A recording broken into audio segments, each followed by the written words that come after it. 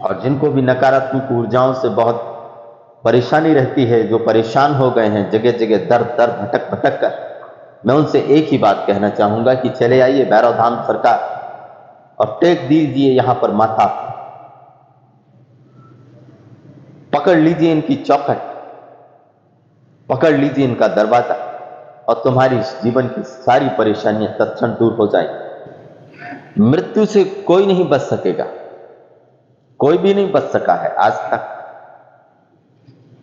लेकिन जो महाकाल की शरण में आ जाएंगे, जो भगवान काल भैरव की शरण में आ जाएंगे, वो निश्चित ही मृत्यु के पार हो जाएंगे, वो जान लेंगे उस रहस्य को।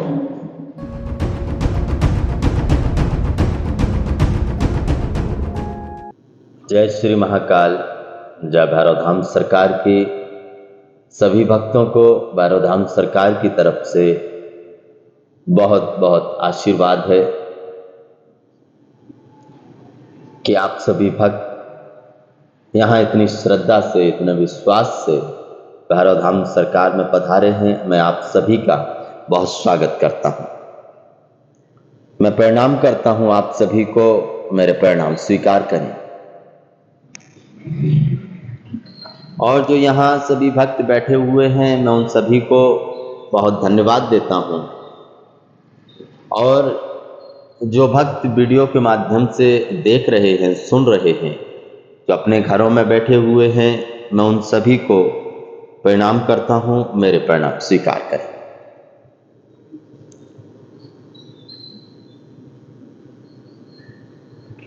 यूं तो देश भर में बहुत से धाम हैं, बहुत से पवित्र स्थान हैं। उन पवित्र स्थानों की अपनी अपनी अलौकिकता है, अपनी भव्यता है। लेकिन जो कालों के काल हैं, महाकाल हैं, जो उनके अंश हैं, जो उनके शरीर से जो प्रकट हुए हैं, वैसे भगवान भैरव को हमारा कोटि कोटि नमन है। और उनका धाम बड़ा विचित्र है, उनका धाम बड़ा अलौकिक है, उनके धाम की भव्यता बहुत निराली है। और वो है श्री भैरव धाम सरकार मंडलौदा वाले। ये धाम मंडलौदा में स्थित है। तो आप सभी तो जानते हैं, लेकिन जो लोग वीडियो के माध्यम से देख रहे हैं, मैं उन सभी को बताना चाहूंगा कि ये धाम बहुत प्राचीन समय से ग्राम मंडलौदा में स्थित है। तो आप सभी भैरव धाम सरकार के दर्शन करने आए और अपने जीवन में जो भी तरह की परेशानियां हैं, मैं नहीं जानता कि किस तरह की परेशानियां हो सकती, तमाम तरह की परेशानियां हो सकती हैं, लेकिन मैं इतना ही कह सकता हूं कि भगवान भैरव के सामने बैठने मात्र से तुम जो भी इच्छा करोगे, जो भी इच्छा रखोगे अपने मन में, वो तत्क्षण पूरी कर दी जाएगी। ये मेरा अपना पूर्ण विश्वास अपने इष्ट पर।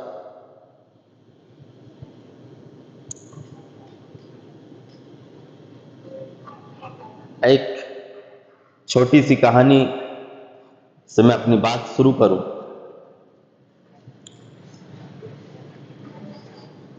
एक बहुत बड़ा मूर्तिकार हुआ, उसकी ख्याति बहुत दूर देश विदेश तक फैली हुई थी। ऐसा कोई भी राजमहल नहीं था जहां उसकी मूर्तियां ना पहुंची हों, जहां उसकी कला ना पहुंची हो। दूर देश विदेश तक उसकी मूर्तियां भिजवाई गई और उसका पूरे देश विदेशों में नाम था। बहुत बड़ा चित्रकार, बहुत बड़ा मूर्तिकार था।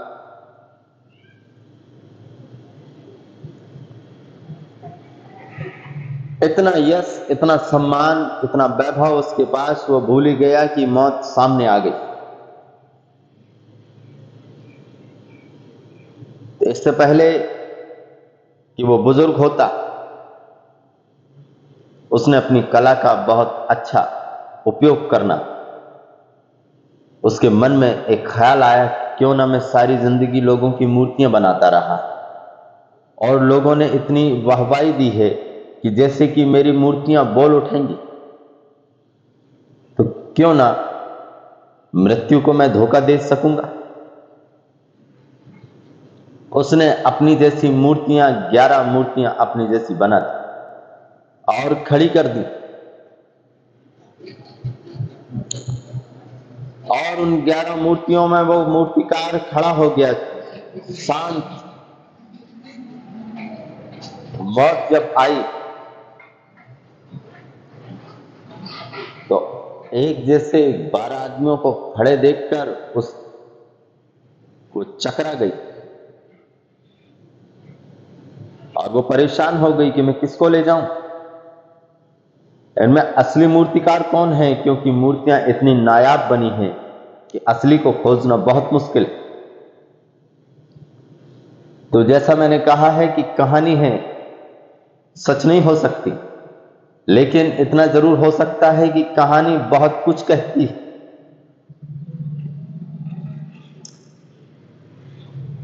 और वो मौत बहुत परेशान हो गई, उसने मूर्तियों को देखा और मंत्रमुग्ध हो गई। इतनी बेशकीमती मूर्तियां, अगर इनको जांचूंगी परखूंगी तो तोड़ना पड़ेगा और कलाकार की कलाकारी का अपमान होगा।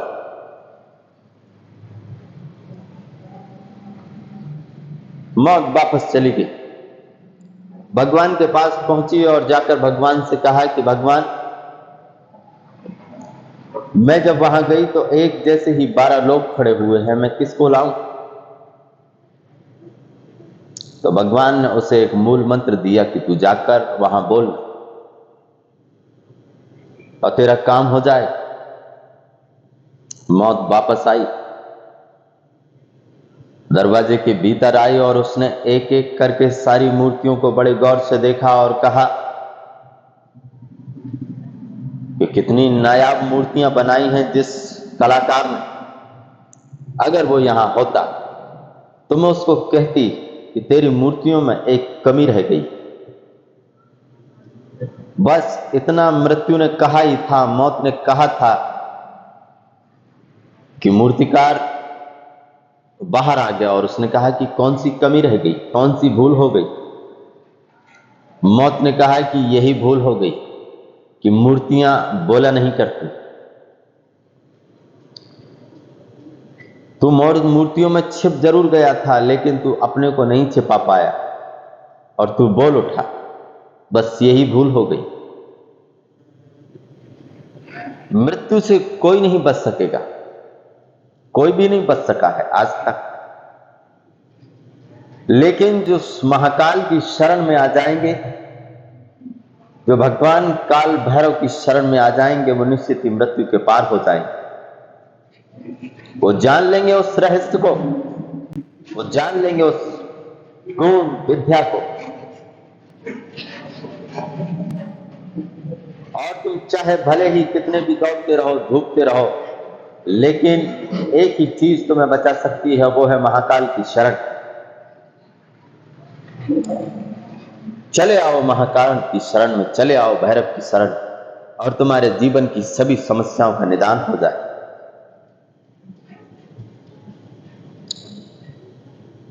मैं यहां के पिछले कई वर्षों से, कई सालों से मैंने यहां देखा है लोगों को परेशान होते, लेकिन बाबा के सामने बैठने से उनकी परेशानी यूं जाती रही है तत्क्षण। कोई खोज खबर नहीं मिली है परेशानियों की कि वो परेशान भी थे कि नहीं थे, लेकिन तुम्हें भगवान भैरव के धाम पर आना होगा। बिना आए काम नहीं चलेगा, घर बैठे यूं कुछ भी नहीं होता, घर बैठे तो जीवन नहीं गुजरता। तो तुम्हें आना तो होगा भैरव धाम सरकार। भगवान भैरव बुला रहे हैं तुम, और अपने जीवन को सार्थक बनाए। चले आइए भैरव धाम सरकार में।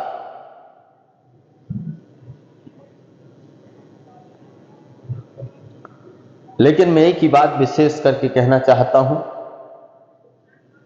मैंने आज तक इतने वर्षों में इस पवित्र धाम पर रहकर, इस पावन धरा पर बैठकर मैंने जो साधनाएं की हैं, मैंने जो विधियां अपनाई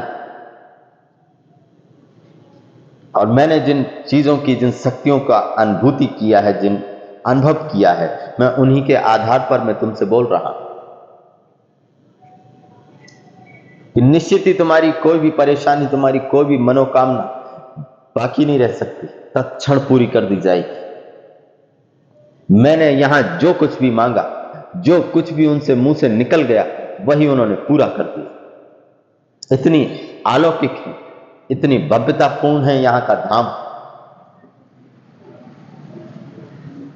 भगवान भैरव की पूजा करें, भगवान भैरव को ध्यान करें, अपने घरों में भगवान भैरव के नाम का दीपक जला के रखें। तुम्हारे घर से नकारात्मक ऊर्जाएं, परेशानियां तत्क्षण दूर हो जाएं।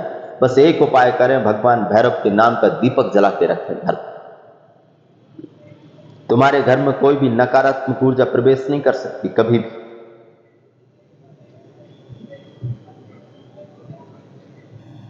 और जिनको भी नकारात्मक ऊर्जाओं से बहुत परेशानी रहती है, जो परेशान हो गए हैं जगह जगह दर्द दर्द भटक भटक कर, मैं उनसे एक ही बात कहना चाहूंगा कि चले आइए भैरव धाम सरकार और टेक दीजिए यहां पर माथा, पकड़ लीजिए इनकी चौखट, पकड़ लीजिए इनका दरवाजा और तुम्हारी जीवन की सारी परेशानियां तत्क्षण दूर हो जाएंगी। जैसा मैंने कहा कि मैं यहां कई वर्षों से यहां इस पावन धरा पर बैठा हूं, यहां की अलौकिकता, यहां की शक्तियों को मैंने महसूस किया है। मैंने ही क्या, यहां पर रहने वाले तमाम भक्तों ने महसूस किया है। आए दिन जो भक्त आते वो महसूस करते कि क्या पराशक्ति है यहां पर। एक आभा मंडल उन्हें घेर लेता है, जैसे आनंद ही आनंद आ गया हो। मैंने इतने वर्षों में किसी भी भक्त से कभी भी 1 रुपए नहीं लिए, और ना ही मुझे अपने नाम की कोई चिंता है, और ना ही मुझे कोई प्रचार करना है, ना ही मुझे पैसों की जरूरत। किसी भी भक्त से मैंने कभी कोई पैसा नहीं लिया, लेकिन फिर भी कुछ ऐसे चांडाल हैं, ऐसे राक्षसों की पैदाइश है जो बोलने से कभी थकते नहीं, जिन्हें कुछ अता न पता, कुछ भी नहीं पता है। और इन चांडालों की औलादों को बोलने में भी शर्म नहीं आती कि हम क्या कह रहे हैं। हम पहले उस धाम की भव्यता को देखें तो जाकर क्या हो रहा है वहां पर। लोगों ने तो बस एक ही फंडा बना लिया, धाम है तो लूटने का स्थान। बेवकूफ बनाया जा रहा है लोगों को, बरगलाया जा रहा है लोगों। तुम आकर यहां देखो, तुम यहां सभी मौजूद हो, तुम इस बात के गवाह हो कि तुमसे 1 रुपए भी कभी किसी से लिया। यहां पर कोई भी किसी से पैसा नहीं लेता, या पैसे की जरूरत ही नहीं। यहां तो आशीर्वाद चलता है, यहां श्रद्धा चलती है। भक्त और भगवान के बीच पैसे का संबंध नहीं होता, श्रद्धा का संबंध होता है, विश्वास का संबंध होता है, समर्पण का संबंध होता है, पैसे का नहीं। पैसे तो धंधे वाले कमाते, भक्त नहीं। आप सभी यहां मौजूद हैं, आप गवाह हैं इस बात के कि किसी भी प्रकार का कोई धन लिया गया अर्जी के नाम पर, दर्शन के नाम पर, या किसी भी क्रिया के नाम पर। मैं कुछ भी नहीं कहता, मैं तो सिर्फ इतना कह रहा हूं कि तुम आओ और भगवान भैरव के चरणों में विराजमान हो जाओ, उनके सामने माथा टेक दो,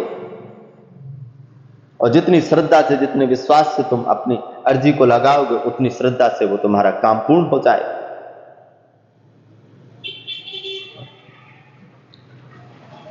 मेरा अपना कोई हित नहीं है, मेरा अपना कोई स्वार्थ नहीं है, ना मैं तुमसे कुछ चाहता हूं। मेरे हृदय में जो प्रेम का उदय है, जो प्राकट हुआ है, जो आनंद की अनुभूति है मैं उसको बांट रहा हूं, कि तुम भी पा सकते हो उस चीज को। भगवान का ध्यान करो, भगवान भैरव की शरण चलो और अपने जीवन को सार्थक बनाओ।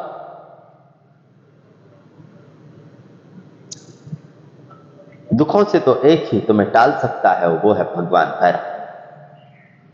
तुम्हारी समस्त बीमारियों से, तुम्हारे समस्त रोगों से, तुम्हारे समस्त क्लेशों से, घर की व्याधाओं से, सभी तरह की परेशानियों से एक ही तुम्हें उबार सकते हैं, वो है भगवान काल भैरव।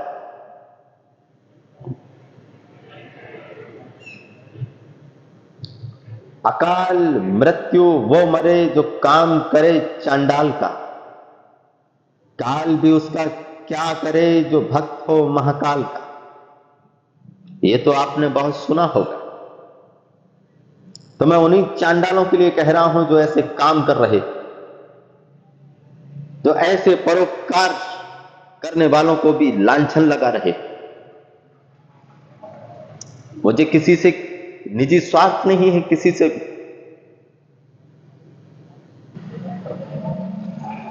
मैं तो उनकी सेवा करता हूं। मैं किसी को बुला नहीं रहा, मैं किसी से नहीं कह रहा हूं कि मैं तुम्हारी परेशानी दूर कर दूं, कि तुम मेरे पास धन ले आओ और मैं तुम्हारी सारी समस्या मिटा दूंगा। नहीं, मैंने कभी नहीं कहा। इतने वर्षों में मैंने किसी से भी नहीं कहा और आगे भी नहीं कहूंगा। मैं सिर्फ इतना कहता हूं कि भगवान भैरव के चरणों में अपनी अर्जी लगाए, माथा टेके, उनसे श्रद्धा से जुड़े, परमात्मा से श्रद्धा से, भाव से जुड़े, तो तुम्हारे जीवन धन्य हो जाए। इतनी भटकन जो चल रही है तुम्हारे जीवन में, सारी समाप्त हो जाए।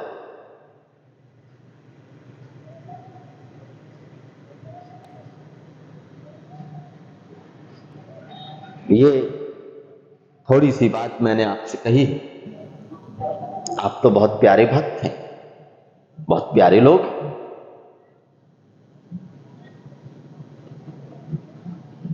और आखिरी बात, कल शनिवार का पावन दिन है।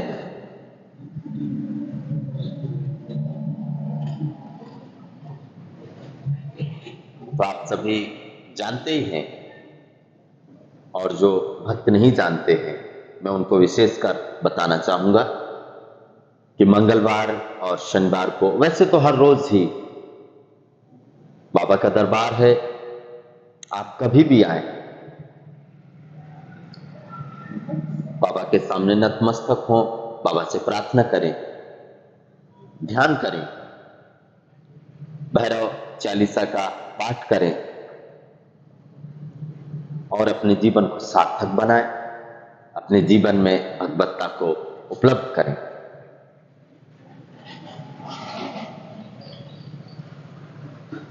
तो विशेष शनिवार को और मंगलवार को जो भक्त बहुत दूर रहते हैं, जो आ नहीं पाते हैं, उन सभी भक्तों के लिए मैं सिर्फ इतना ही काम कर रहा हूं।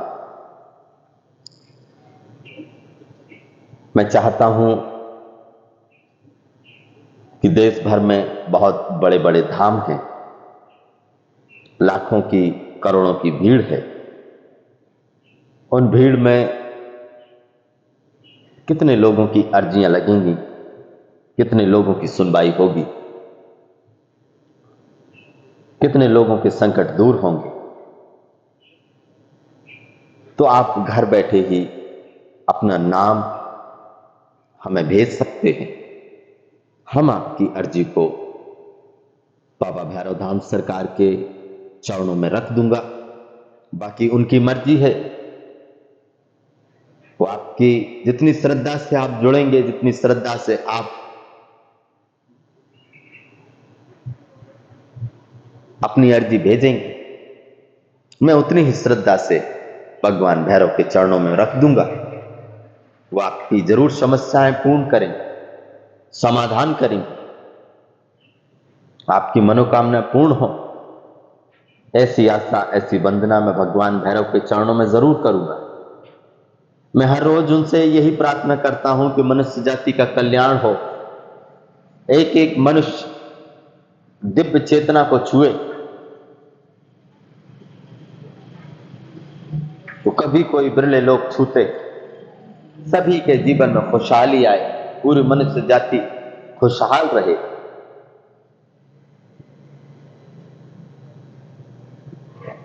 तो जिन भक्तों को धाम का एड्रेस नहीं मालूम है, मैं उन सभी के लिए बताना चाहूंगा।